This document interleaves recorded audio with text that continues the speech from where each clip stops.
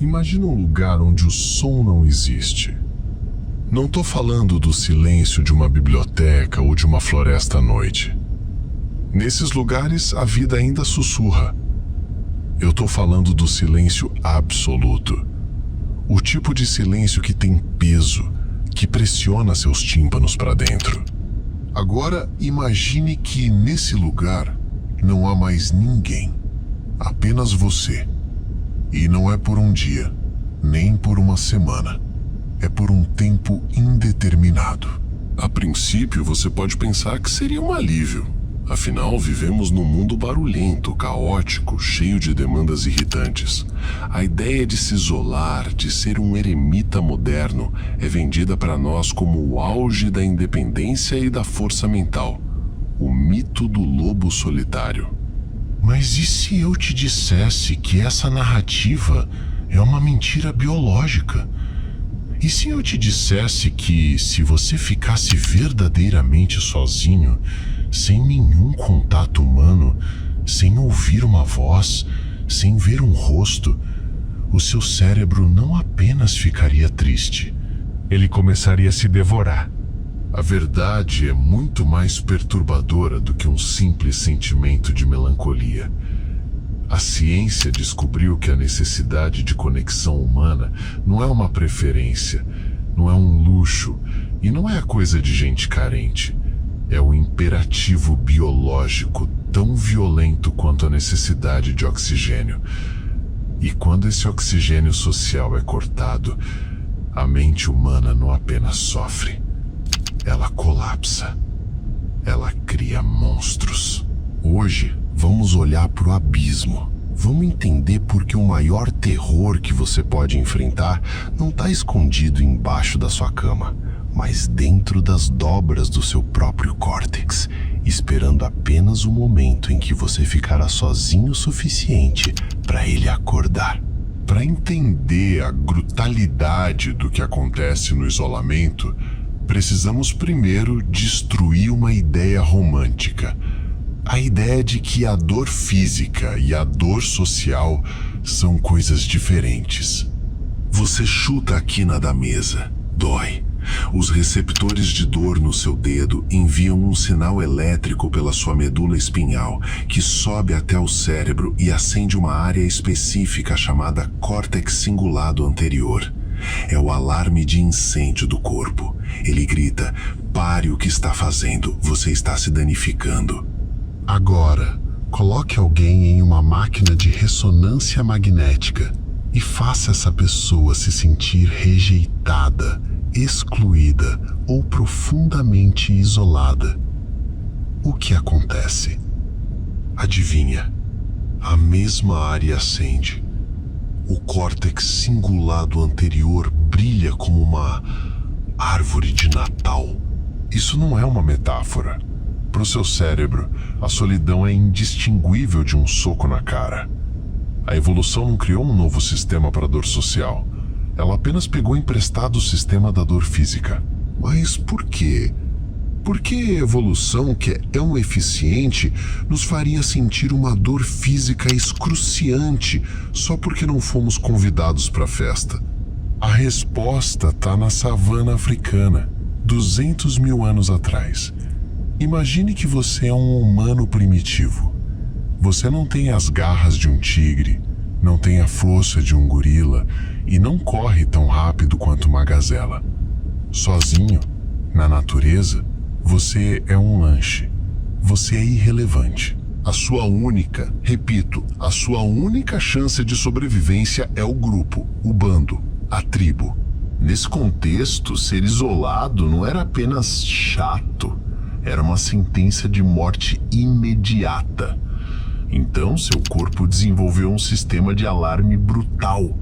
Se você se afastasse do grupo, o cérebro precisava fazer você sentir dor, muita dor, para que você corresse de volta para a segurança dos outros. A solidão é a dor biológica que te diz: você está vulnerável, volte para o bando ou você vai morrer.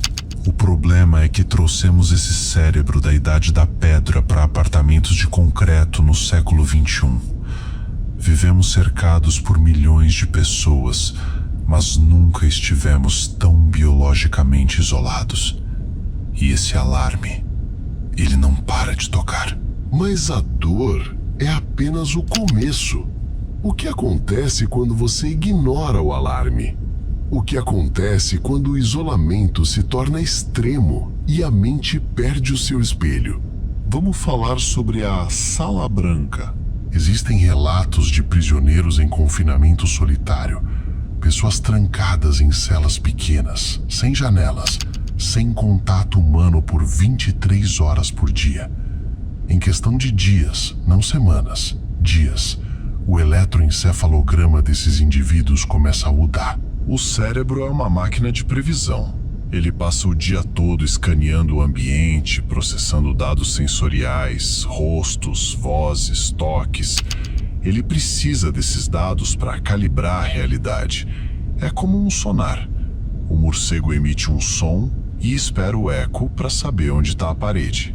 Quando você tira as outras pessoas, você tira o eco. Sem o feedback social, o cérebro perde a referência de quem ele é e de onde ele está. E aqui a história fica aterrorizante, porque o cérebro humano odeia o vácuo. Se ele não recebe informações do mundo exterior, ele começa a fabricá-las. Alucinações. Não estou falando de ver vultos pelo canto do olho. Eu estou falando de realidades completas e imersivas. Prisioneiros na solitária relatam ver cidades inteiras surgindo nas paredes da cela. Eles conversam com pessoas que não estão lá. Eles ouvem corais cantando.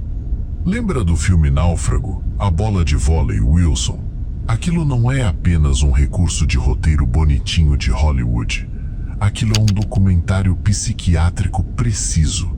A antropomorfização, dar características humanas a objetos inanimados, é um mecanismo de defesa desesperado. O cérebro está faminto por conexão, ele está em abstinência.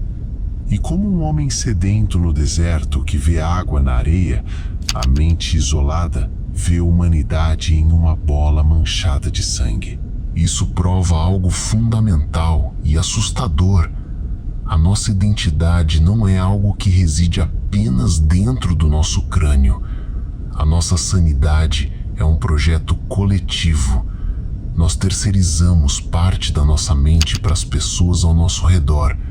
Você sabe quem você é porque os outros refletem quem você é de volta para você. Quebre esse espelho e o eu começa a se dissolver. E aqui entramos num território ainda mais sombrio: a paranoia. Quando você está cronicamente sozinho, o cérebro entra em modo de hipervigilância. Lembra da savana? Estar sozinho significa estar em perigo. Então o cérebro começa a interpretar qualquer estímulo como uma ameaça. Um olhar estranho na rua é hostilidade. Alguém não respondeu sua mensagem, eles te odeiam. Um barulho à noite é um predador. A solidão reescreve a realidade para torná-la mais hostil. É um ciclo vicioso cruel. Quanto mais solitário você fica, mais ameaçador o mundo parece. Quanto mais ameaçador o mundo parece, mais você se isola para se proteger. E quanto mais você se isola, mais o cérebro se deteriora. É uma espiral descendente que leva à fragmentação da psique. Existem estudos com astronautas, exploradores polares e prisioneiros que mostram que após longos períodos de isolamento, a capacidade de pensar, de formar frases lógicas, de lembrar de fatos simples, evapora. O lobo frontal, a sede da razão, começa a desligar. A amígdala, a sede do medo, toma o controle. Você regride. Você se torna puramente reativo, um animal acuado dentro da própria cabeça. E talvez a maior ironia de todas seja a nossa sociedade atual. Criamos tecnologias incríveis para nos conectar. Redes sociais, videochamadas, metaversos. Mas neurologicamente, essas coisas são como junk food. Elas têm calorias vazias. Um like no Instagram não libera a ocitocina que um abraço libera. Um comentário no Twitter não acalma o seu córtex cingulado anterior como um olhar compreensivo de um amigo sentado à sua frente. Estamos nos empanturrando de interação digital e morrendo de desnutrição social. O terror silencioso não é um monstro que vem de fora. É o que acontece quando a barreira entre a realidade e a imaginação se rompe, porque não há ninguém lá para te segurar a terra firme. A lição que tiramos dos experimentos de isolamento, das celas de solitária e da neurociência da dor é clara e brutal. Nós não somos máquinas autônomas. Somos ecossistemas abertos.